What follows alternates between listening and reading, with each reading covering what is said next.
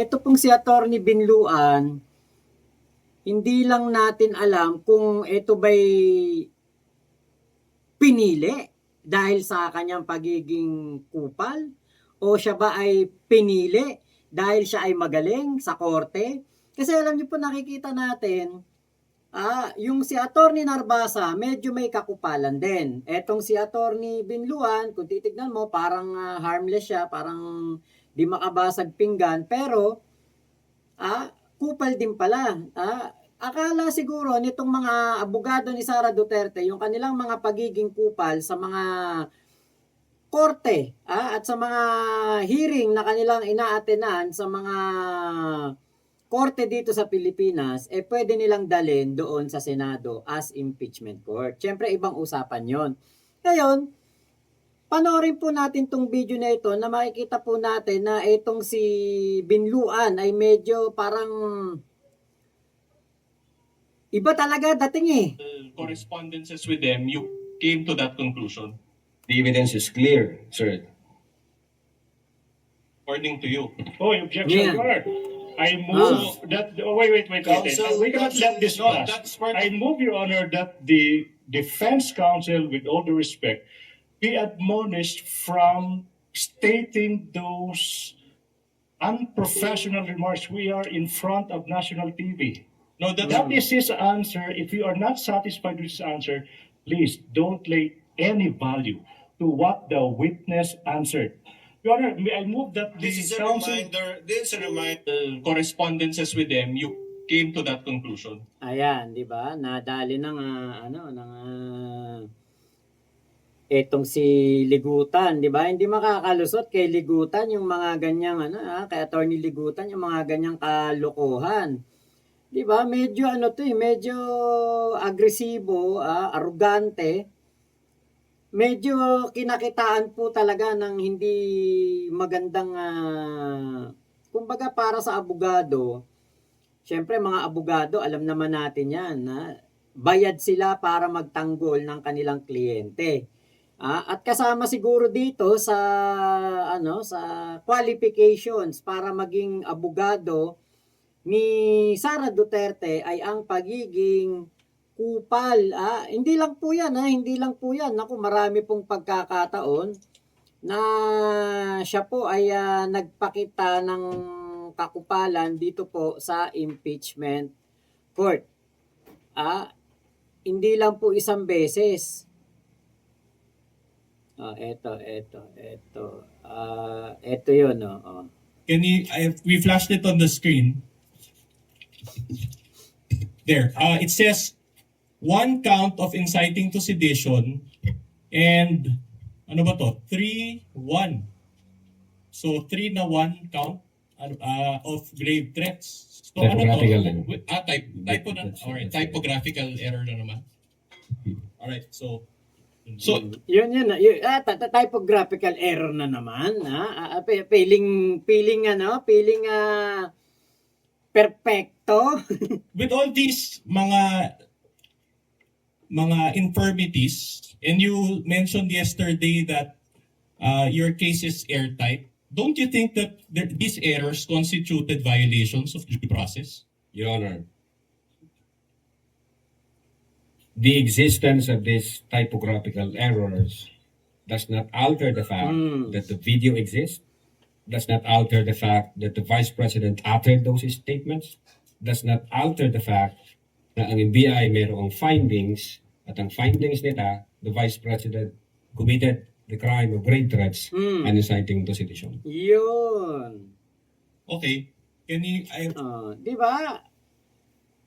Kasi masyado nilang tinetechnical. Actually, umalis na nga sila dun sa sa pagiging authentic ng video, nung pagmumura ni Sara. Parang umalis na sila doon. Dito naman sila ngayon pumokus sa teknikalidad na katulad niyan kahapon yung ma'am. Yung ma'am naging mama. Parang big mama. Naging ganon. Ma'am. Sa halip na ma'am lang, naging mama. tinutukan yun ng tinutukan at sinabi nga na bakit daw doon sa 3 affidavit magkakamuka yung mama na pagkakamali. Ito na nga yun yung pinupunto natin dito na kahit ano pa ang gawin na pag-question sa legitimacy ng video,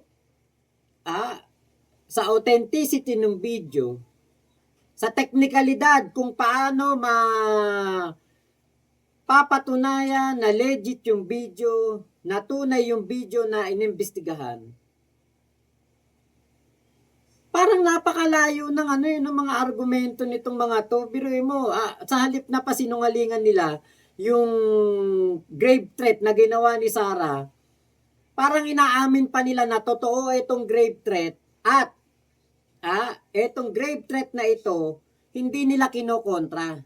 Bagkus tinetechnical nila. Kino-question nila yung technicalidad. Doon sila nakatutok sa pagbasura ng impeachment dahil sa technicalities. Alam niyo sa court, sa mga napapanood ko, sa mga nababalitaan ko, mga kwento rin ng mga iba nating kaibigang abogado. Dumadaan sila minsan sa ganyan. Totoo yan. Dumadaan sila sa ganyan, sa technicalities. Kino-question nila yung technicalities. Pero, eto nga po yung matindi. Impeachment court ito. Iba to. Iba tong korteng to. Hindi ito yung korte ng regional trial court, ng municipal trial court. Hindi po yan yun. Kaya parang ano ba to? Ano ba tong kinuha ni Sarah na abogado na ito? Ano ba ang primary na qualifications ng isang abogado na magtatanggol kay Sara Duterte? Yung magaling ba o magaling mangupal? Kasi parang, alam nyo, yung unang abogado, ganoon din. Yung sinarbasa. At, eto teka, nakalimutan ko, Meron to meron pang isang yan. Tignan nga natin kung mahanap natin dito. In front of National Correspondence at B. No, That is Hanapin ko lang season walkout. Tignan natin kung lalabas Parang ngayon ko lang naalala yung kanilang mismo Hindi po totoo yun. yung kanilang Attorney Season. ayun ito. Attorney Season gave a statement addressed to this representation and she walked out. She's now coming back. Hindi po totoo yun. Talaga po kailangan lang niyang mag-toilet break. No? Kahit hindi siya nagbigay siya ng palusot eto Attorney Season gave a statement addressed to this representation and she walked out. Di ba? Gave a Nagbigay Ang ka first ng lady yung asawa niya. Nagbigay ka ng statement tapos magwo-walk out ka. Eto mas mahaba. Ang first lady yung asawa niya. Your please, I think Attorney Kindly- Season is making a scene. Kindly wind up, counsel. Your please, manifestation that Attorney Season gave a statement addressed to this representation and she walked out. She's now coming back. Mr. Presiding Counsel, Officer, I'd like to hear the kindly conclusion wind up answer and we will to my address that question. matter in a bit. Okay. Salamat, Mr. Presiding. Di ba? Kita nyo? So magkakaugali. Parang ganun pala kaya mo bang mangupal sa impeachment court? Kaya mo bang mambastos doon? Kaya mo bang mangtarantado doon ng witness? Pag di mo kaya, hindi ka pwede rito. Parang ganun pala yung qualifications dito, no? Kasi parang lahat sila ganoon. Parang lahat sila puro mga walang hiya, mga bastos. Pero mo magbigay ka ng statement tapos lalayasan mo. Diba? Ito pa, isa dito. Na-lecturean daw to eh. Still the same Annex G9. So in other words, you're telling this court that this document was subscribed on February 11, 2025, received on January 30, 2025, and docketed on whatever it is, July 3 or March 7, 2025. Is that what Objection. you're saying? That's compound. That's compound. You're asking 2 dates and asking for one question. No, Your Honor, I just described the document as Exactly. it is. Compound question. Ask one question per date. That is exactly the genius why we don't allow compound questions. You're asking 2 questions and asking this witness to answer once. That's dangerous. That's compound question. Presiding officer will clarify the matter. Still the same Annex. Diba? Nale-lecturean eh. Kasi nga parang bagito tong ano na to eh. Ito pinakamatindi. Etong issue na ito Ito, nako. Ito pinakamatindi dito. Are you aware that the Vice President is a lawyer? Yes, sir, of course. That he has, of course, a law degree and passed the bar exams? Yes, sir. With the first attempt and with the rating of 80%, are you aware of this? I heard it in the news, sir. Oh, she has a higher grade than most of the lawyers here. But are you aware that she also worked as a Objection. court Relevance, attorney? Your Honor. Relevance. Objection. Counsel, for the Relevance. respondent, kindly avoid those Yes. We will comply, Your Honor. statements, given that there are a lot of lawyers here and you don't know what their grades are. I can We will comply, Your Honor. Diba? Natatawa na lang din si Chis Escudero eh. Kinuha mo ba mga grades niyang lahat ng abogado dyan sa impeachment court? Para sabihin mo na mas mataas ang mga grades nitong si Sara Duterte kesa dito sa mga abogado na nasa impeachment trial? At alam mo ba kung bakit nakapasa si Sara? Alam mo ba? Dala niya ang apelyido na Duterte. Kaya siya nakapasa sa pagiging abogado. Kung hindi niya dala, kung hindi siya si Sara Duterte, tingin mo ba makakapasa yan? Nakapasa lang yan dahil sa tatay niya. Nakakalimutan yata nito na putok ang balita na si Sara Duterte ay isang attorney no case. Naging abogado lang pero no case yan. Masabi lang na may abogadong sumunod sa yapak ni Digong. Kaya nga ito, kitang-kita dito na itong taong to, itong si Attorney Binluan, baka nga mabuti kang tao, baka mabait ka sa pamilya mo, mabait ka sa mga kaibigan mo, pero kung pagdating sa korte, kupal ka, nasa isang historical na pangyayari sa Pilipinas pa naman ang iyong presensya, tatanim na to sa isipan ng mga tao. Na merong isang attorney Binluan na nangungupal ng witness at nang aalipusta ng kapwa niya mga abogado sa mismong impeachment trial. Diba? Ang pakayabang, akala, mataas pa grade ni Sara Duterte kay Kapunan? Mataas pa ang grade ni Sara Duterte kay Chis Escudero?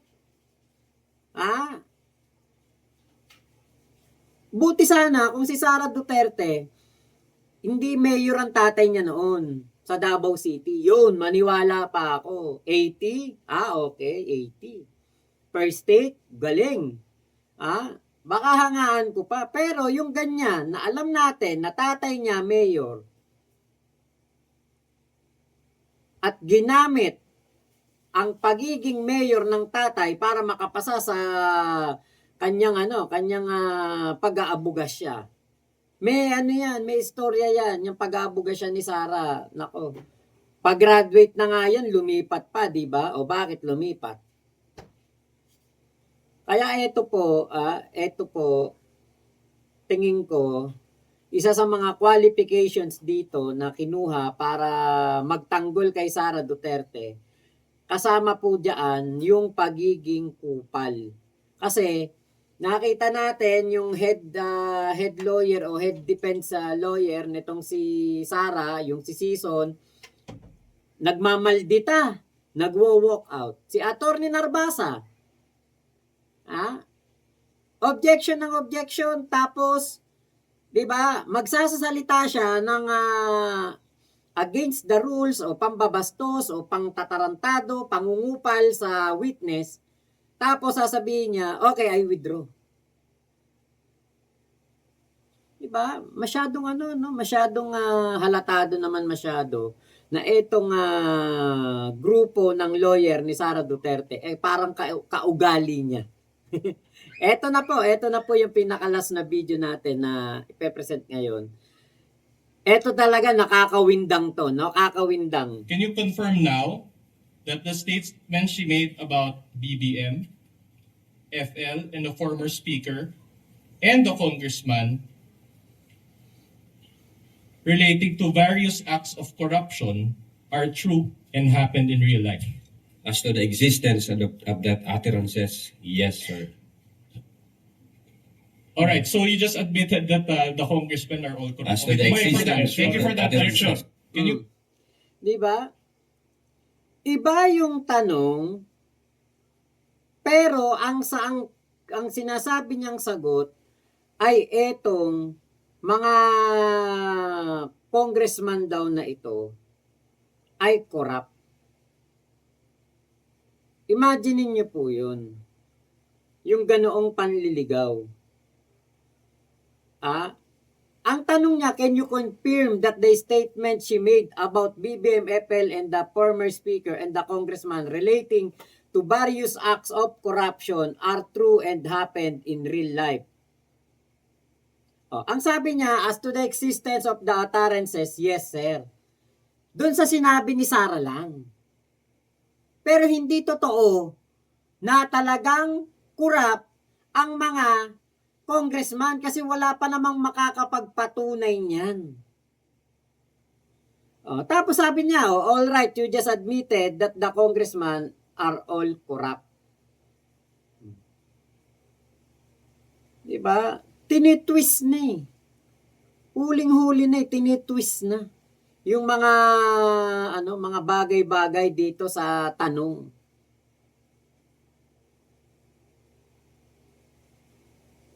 Diba? Tapos alam niyo yung may ngiti pa. O edi di inaamin mo na rin na mga korap yung mga congressman. Tapos parang magmamang-maangan na parang sinusuway siya ni Chis Escudero. Diba? Ayun. Diba? Kaya alam nyo, ang galing tong si Lotok, magaling. Sumagot. Sa totoo lang, mas gusto ko siyang sumagot kaysa doon kay John Mark Calilong. Mas nakita natin na mas okay tong si Lotok. Okay din naman si Calilong, kaya lang medyo parang hindi gaanong palaban yung kanyang mga sagot. Hindi katulad nitong si Attorney Lotok na chill lang, pero mababa na agan mo na firm siya sa kanyang mga sagot, meron siyang paninindigan at hindi mo masisindak. Hindi mo masisindak. Galing. Galing tong si Lotok. Kaya basag na basag po ang depensa nitong si Sara sa pagdating po diyan nitong si Lotok. Si Attorney Lotok ng NBI. Actually nga, kahit nga si Robin Padilla, parang sinasabi, kaya ka ba na parang gustong pakahulugan, kaya daw na-promote ba etong si Attorney Lotok dahil inimbestigahan yung issue nitong si Sara Duterte o yung kaso ni Sara Duterte. Pero hindi wala ring napala si Robin. Ngayon puntahan po natin itong